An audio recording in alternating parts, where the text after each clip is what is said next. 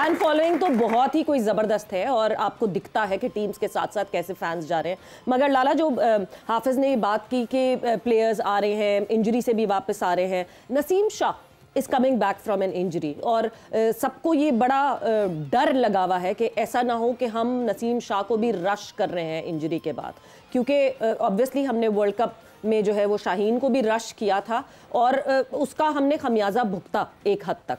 तो अब नसीम को भी जो है वो रश नहीं करना चाहिए, बिकॉज वर्ल्ड T20 एक मार्की इवेंट है इस पूरे साल का। तो आपको लगता है कि जो फ्रेंचाइजीज हैं वो क्या इस तरह सोचेंगी और वो क्या वर्कलोड मैनेज करेंगी नसीम का? देखिए सवेरा, मेरी कल भी नसीम शाह से बात हुई थी। मैंने कहा ज़रा उसकी खैरियत पूछूं, क्या कह रही है उसकी इंजरी। आई मीन के नसीम ने यही बताया कि शायद मैं बेहतर फील कर रहा हूँ, कोशिश कर रहा हूँ जो शुरू के मैचेस हैं, जो ज़्यादा प्रेशर वाले मैचेस नहीं हैं, वो खेलूँ ताकि अपने आप को देखूँ नेट के अंदर मैं अच्छा फील कर रहा हूँ, लेकिन थोड़ा सा मुझे टाइम लगेगा। बिल्कुल आप ठीक कह रही है, रश नहीं करना चाहिए। देखिए फ्रेंचाइज ओनर्स जो होते हैं वो फिर चाहते हैं कि उनके जो मेन प्लेयर है वो खेले, उनको इंजरीज वगैरह की इतनी फिक्र नहीं होगी, लेकिन प्लेयर ने अपना डिसीजन खुद लेना है। उसको पता होना चाहिए कि मैं क्या जान लगा पाऊंगा इस मैच के अंदर, 100% एफर्ट करूंगा क्यों नहीं करूंगा। मैंने अपनी इंजरी को भी देखना है, मैंने आगे वर्ल्ड कप भी देखना है। तो जरूरी नहीं है कि आप जबरदस्ती किसी चीज के अंदर, जैसे जबरदस्ती की है शाहीन ने भी जबरदस्ती की है कुछ मैचेस के अंदर जहां उसको आराम करना चाहिए था। सवेरा बात घूम फिर के वही आ जाती है कि हम अपनी बेंच जब तक स्ट्रेंथ नहीं करेंगे, स्ट्रांग नहीं करेंगे, ये होता रहेगा। हमारी बेंच इतनी स्ट्रांग होनी चाहिए कि बाबर आजम नहीं है, शाहीन नहीं है, कोई मसला नहीं है। हमारी बेंच इतनी स्ट्रांग है कि हम जिसको भी उसकी जगह खिलाएंगे वो अच्छा परफॉर्म करेगा। हमारा इशू यही है कि एक लड़का, जैसे नसीम शाह नहीं था वर्ल्ड कप में, तो कितने लोगों से मैंने सुना कि यार वो बॉलिंग कॉम्बिनेशन चल नहीं रहा था, नसीम शाह की कमी महसूस हो रही थी। वाई? क्यों नसीम शाह की कमी महसूस हो रही थी? इसलिए कि हम अपनी बेंच के ऊपर काम नहीं करते, हम अपनी बेंच को स्ट्रांग नहीं करते।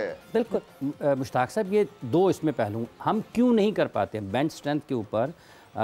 फर्स्ट क्लास क्रिकेट आपके सामने हो रही है, आपके पास एक कोचिंग स्टाफ है, सारे का सारा आपका पूरा निज़ाम है, क्यों बेंच स्ट्रेंथ के ऊपर काम नहीं करते? क्या है नहीं, आजमाना नहीं चाहते? इमरान मुशी भाई के जवाब देने से पहले मैं एक बात करूंगा कि हमारा मसला ये है कि हम लड़कों को चांस नहीं देते। हम दूसरों को बैठा के, आप स्ट्रॉन्ग कैसे करते, स्ट्रेंथ कैसे टीम के अंदर बढ़ाते हैं कि आप शाहीन को बैठा दें, आप उसकी जगह किसी और को खिलाएं, उसको चांसेस दें। आप हारने से ना डरे कि शाहीन या बाबर नहीं होंगे तो हमारी टीम हार जाएगी।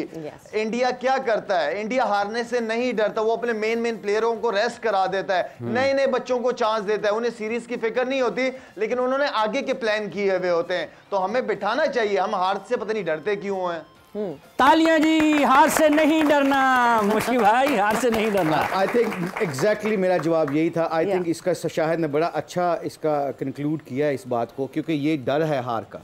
आप अपने मेल प्लेयर को जब नहीं रेस्ट, हॉलैंड के खिलाफ भी अगर आप मेन प्लेयरों को नहीं बिठाते और आप नेपाल के खिलाफ भी आप अपने हॉलैंड अपने टीम को मेन प्लेयरों को नहीं बिठाते, तो इसका मतलब सिर्फ एक होता है कि हार का डर। और ये हार का डर निकलेगा तो फिर ही हम अपनी टीम को बेंच स्ट्रेंथ को तगड़ी करेंगे, जैसे शायद कह रहा है। और तगड़ी करने के लिए मैं आपको बताता हूँ, Nehru cup 89 semifinal, Waqar Yunus was bowling very fast और उसको हमारे कप्तान इमरान भाई ने बाहर बिठा दिया था।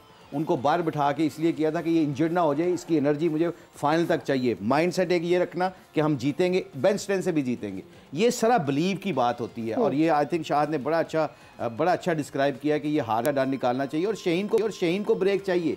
ये अल्लाह जानता है, कई दफ़ा मैं मुझे बड़ा वरीड हूँ, क्रिकेट खेले हुए ना, मुझे डर लगता है कि इसकी पेस इतनी जल्दी क्यों नीचे जा रही है। वो परफॉर्मेंस में ये टेक्निकल चीज़ें नहीं होती, ही गेट फटीग्ड।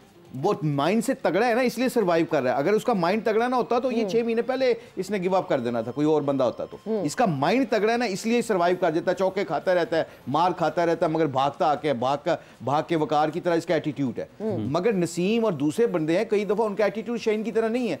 थोड़ा सा प्रेशर पड़ेगा ना, जैसे नसीम की आपने इंजरी की बात की है, थोड़ा सा प्रेशर पड़ेगा ना इसके ऊपर, इंजरी वापस आ जाएगी। आपने 2 मैच 3 मैच प्रॉपर्ली प्रेशर वाले मैच खिला के बच्चे को फिर लेके आना होता है। अगर आप पूरे प्रेशर वाले मैच में लेके आएंगे, स्प्रिंट लगती है, वो जो मसल होता है वो वापस आ जाता है, क्योंकि प्रेशर, अंडर प्रेशर जो होता है ना, वो आपके मसल तब आपको सपोर्ट करते हैं जब आप अंडर प्रेशर होते हो। तो आई थिंक ये बड़ा साइकोलॉजिकली आपको नसीम को 3-4 मैच खेल के फिर जाके PSL में एक मैच खेलना चाहिए था। 2020 का पूरा मैच खिलवाते उसको, क्योंकि प्रैक्टिस, नेट की प्रैक्टिस और होती है, जिम की प्रैक्टिस और होती है, मैच की फिटनेस टोटली डिफरेंट होती है। सो आई थिंक ये जो फिटनेस का मामला होता है ना, इसको जो हमारे मेडिकल पैनल है ना PCB का, they should actually organise a match for Naseem Shah for 2 matches before he should join the Islamabad United में खेल रहा है, इस्लामाबाद यूनाइटेड में खेल रहा है। उसमें 2 मैचेस मेडिकल पैनल का ये काम था कि उसको 2 मैचेस पूरे खिला के खिला। हाय, पाकिस्तान क्रिकेट बोर्ड का मेडिकल पैनल सबसे बड़ा, मेरा ख्याल से अगर सवालिया निशान किसी डिपार्टमेंट पे होगा क्रिकेट बोर्ड के,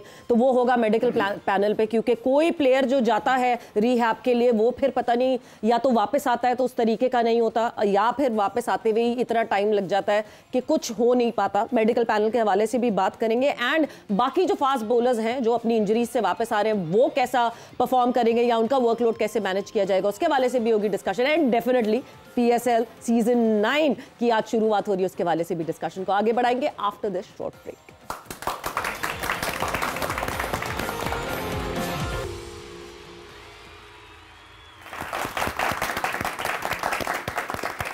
एंड वेलकम बैक टू जोर का जोड़ PSL 9 स्पेशल, और डिस्कशन हमारी ऑब्वियसली पाकिस्तान क्रिकेट से, क्योंकि इस तरह hand in hand Pakistan Super League जुड़ी हुई है कि वो सारी डिस्कशन करना ज़रूरी है, बिकॉज जो प्लेयर्स हमारे, जो नेशनल प्लेयर्स हमारे फीचर करेंगे पाकिस्तान सुपर लीग में, उनकी वेलबींग के हवाले से बहुत ज़रूरी है कि उस पर फोकस किया जाए, क्योंकि इन द रीसेंट पास्ट हमने देखा हमारे जो फास्ट बॉलर्स हैं वो इंजरी का शिकार रहे, Naseem Shah, Ehsanullah, Hasnain, you name it. और मतलब एक पाकिस्तान जैसे लैंड में मुशी भाई, जहाँ पे हम फास्ट बॉलर्स पे, हम अपने स्पिनर्स पे, हम अपनी बॉलिंग पे जो है वो फ़ख्र करते हैं, बैटिंग से ज़्यादा हमें अपनी बॉलिंग, हम बार बार कहते हैं कि पाकिस्तान के बॉलर्स जो हैं वो कमाल होते हैं, और हमारे पास ढूंढने को कोई फास्ट बॉलर मिल नहीं रहा था।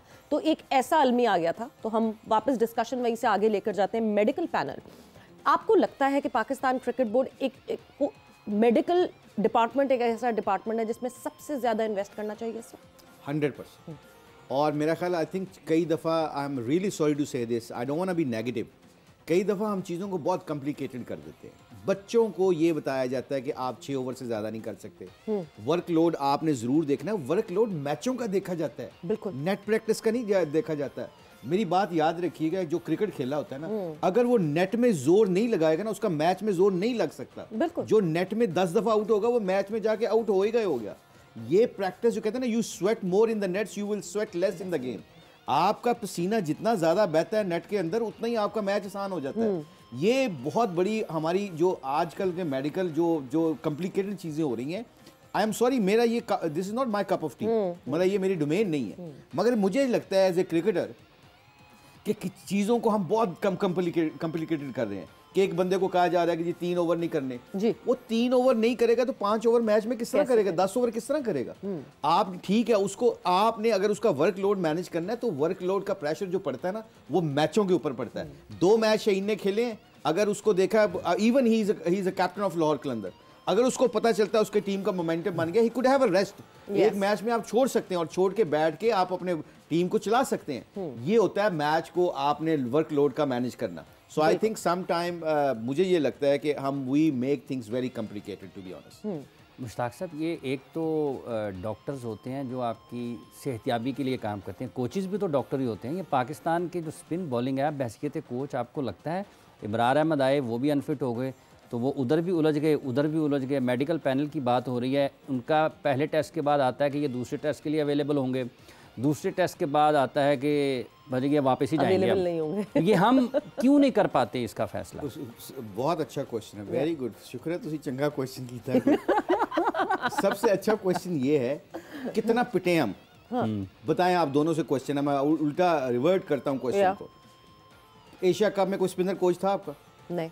वर्ल्ड कप में कोई स्पिन कोचिंग बॉलिंग कोच किया? और हम कह के थक गए। आपके 2 बड़े टूर्नामेंट में यहाँ पे हम कितना बात की, क्यों स्पिन बॉलिंग कोच का मतलब डॉक्टर मेडिकल वही होता है। फिर उसने बात करनी होती है, तू फिट है, हाँ। तेरे दर्द नहीं हो रही, कम्युनिकेशन बताओ, हाँ। तुम बॉलिंग पे जोर नहीं लग रहा, तेरी बॉल में स्पिन नहीं है, क्या हो रहा है, आओ काम करते हैं, आओ जाके राउंड द विकेट ट्राई करते हैं, कोई जोर लगाओ, तेरी ग्रिप कैसी है। अब एक बंदे को पता ही नहीं है वो उसने किसके पास जाना है। वो उसने क्या कहा था, मोर्ने वॉकल ने क्या कहा था कि I am a fast bowling coach, I am not a spin bowling coach. He is right.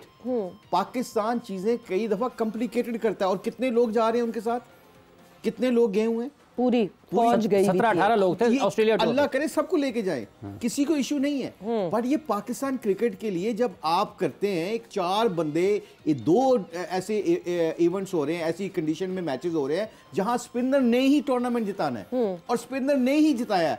Zampa देख लें ऑस्ट्रेलिया का, उसने मैच ऑस्ट्रेलिया को सारा फाइनल तक वो लेके गया है, बीच में आगे 3-3 4-4 विकेटें लेता रहा वो, क्रूशियल टाइम पे आके उसने रन रोके और विकेटें ली हैं। आपके इंडिया का देख लें, कुलदीप को देख लें, दूसरे स्पिनर को देख लें, जडेजा को देख लें, क्या किया उन्होंने, दोनों टीमें सेमीफाइनल में फाइनल में पहुंची हैं। Yes. आपको ये परफॉर्मेंस नजर नहीं आती। इसलिए मैं कहता हूं, ये हम बार बार ये कहते हैं कि जो आपका क्वेश्चन है, we make things very complicated. Exactly और अभी जो है मतलब मैं अगर वर्ल्ड T20 पे ही फोकस करके बात करूं, तो वेस्ट इंडीज़ में फिर हमें स्पिनर्स की ज़रूरत पड़ेगी, हमें फिर वहाँ स्पिनर्स का जो है वो रोल बड़ा इंपॉर्टेंट होगा। यस, यूएस की कंडीशंस को हम इतना ज़्यादा रीड इन नहीं कर सकते अभी, बिकॉज यूएस में हमने सिर्फ शुरू के 3 मैचेस खेलने हैं और क्या वहाँ की सिचुएशन होगी, क्या सिनेरियो होगा, इतना उस पर डाटा नहीं है और इतना नहीं रीड इन कर सकते। मगर वेस्ट इंडीज़ में तो हमें डेफिनेटली स्पिनर्स का रोल भी बहुत ज़्यादा होगा वहाँ पर।